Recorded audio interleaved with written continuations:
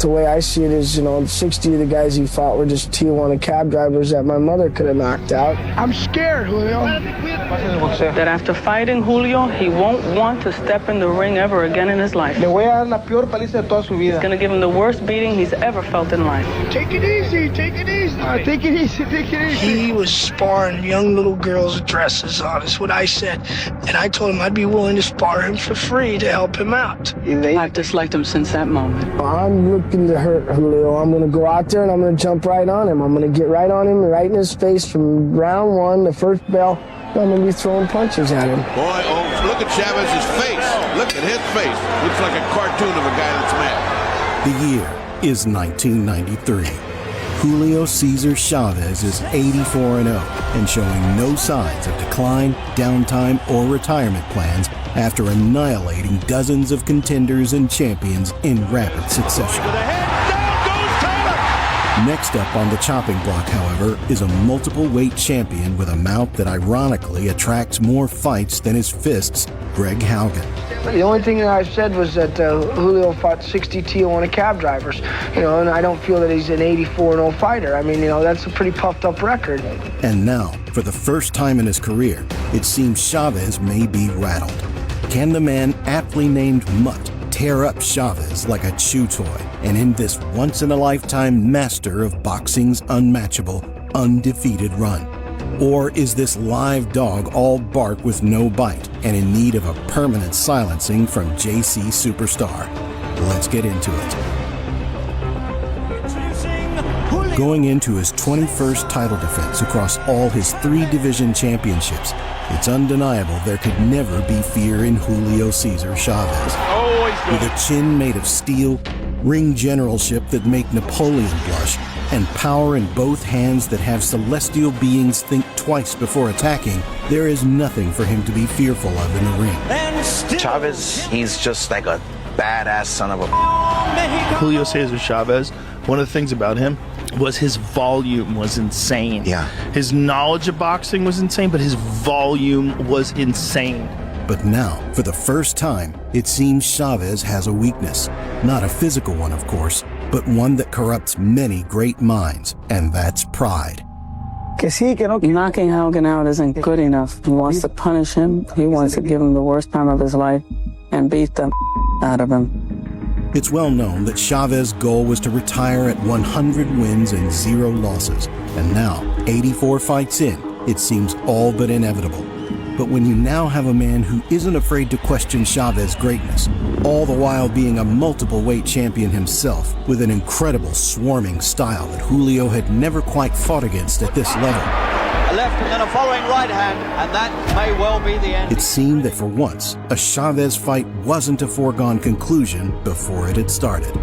I think I'm just as tough as anybody out there. I got that reputation from fighting in Alaska in the tough guy contests, and I fought up there 24 times, and I won 24 times, and I showed basically I could be close to Julio's record right now if I was to take all the patty cakes that I would have fought up there, but I chose not to. Greg Haugen's career was far less decorated than Julio Cesar Chavez, but then again, whose isn't?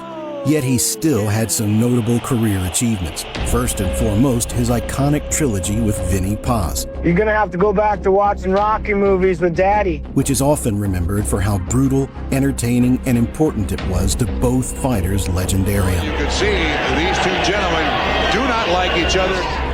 Another thing that made him special, of course, was that he was a merc with a mouth.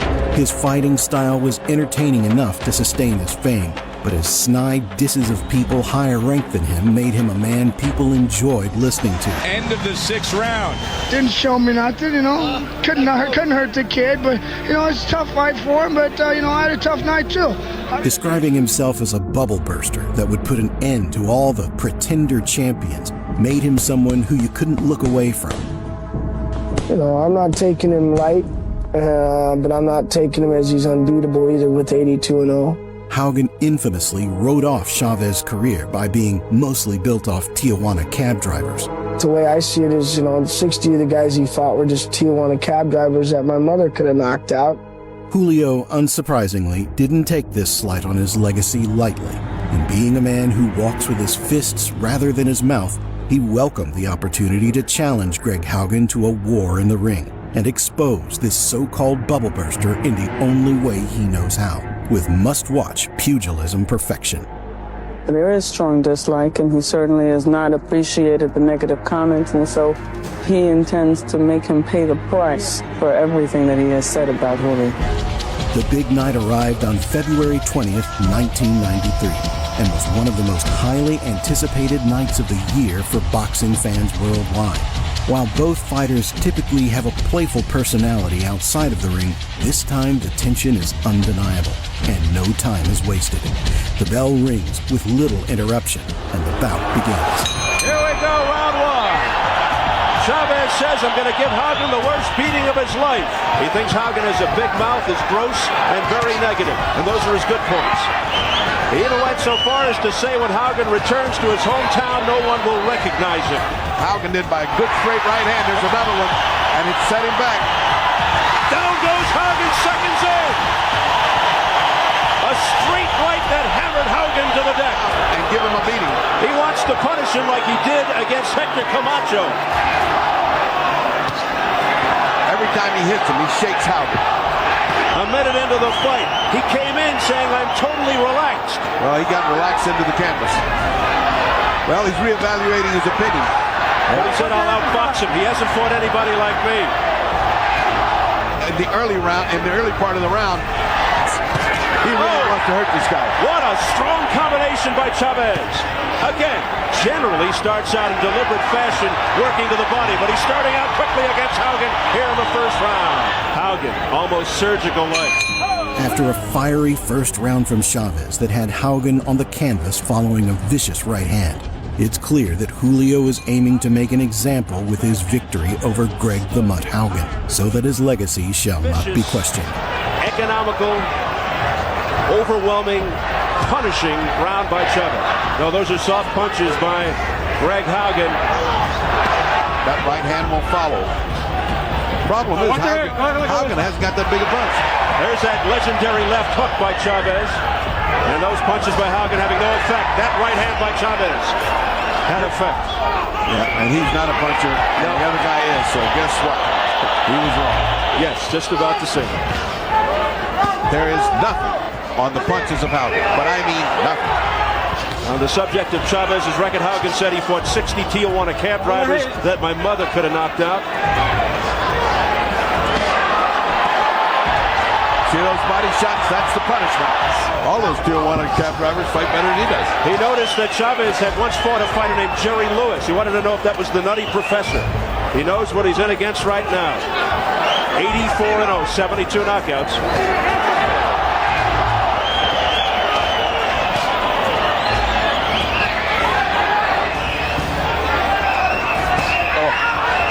He may not get KO'd, but he looks like he's on the way to a TKO.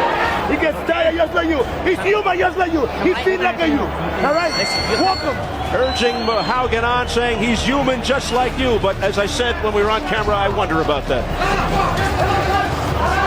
Oh, hit shots by Chavez. Precision shots, target practice. The right arm of Haugen is all red from the shots he's taking on the arm.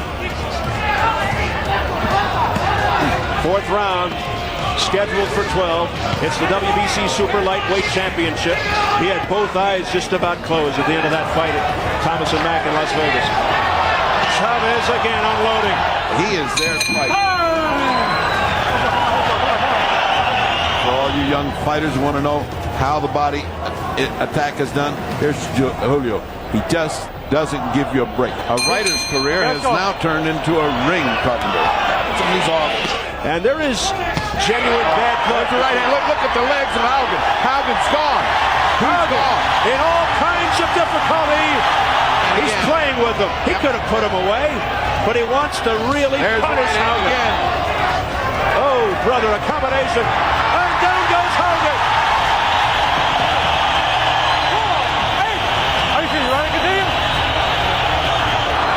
Haugen has never lost by knockout. This could be the first. Chavez unloading. And it's being stopped by Joe Cortez. It's all over. And if Haugen wants to reconsider the remarks about the Tijuana taxes, he should. He was just totally over his head. Aquel que me insulte y me critique, lo castigo así. He says, yes, Haugen deserved to be punished. That's why he punished him, and whoever insults him deserves to be punished like this, and he will punish him like this. Julio's a great fighter. Caught me with a good right hand in the first round, and definitely one of the best fighters in the world, and he proved it. Thank you, Ahora sí reconoces que ya no peleé con taxistas. No taxistas. Well, they must have been tough taxi drivers. Haugen, at this point, unfortunately never became a world champion again, although he still had some entertaining bouts and brawls. But while his latter career didn't match his come-up in title reign, he left behind a legacy that, when looking at the 90s welterweight division, is hard to ignore. A silver-tongued devil is hard to pass up in pugilism, as shown by greats like Muhammad Ali, Roberto Duran, and others. And while Haugen as a fighter never quite matched those champions, his skills, style, and personality were always enough to keep the fans coming back over the course of his long career.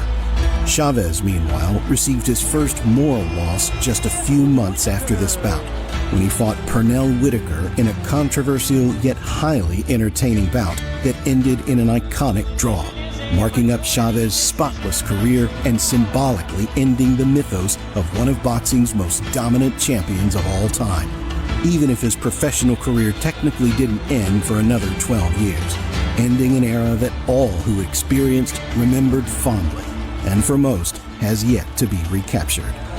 You know, I did a lot of things in boxing that they told me, a lot of people tell me that I wouldn't do, I couldn't do, and you know, I proved them wrong. I like proving people wrong.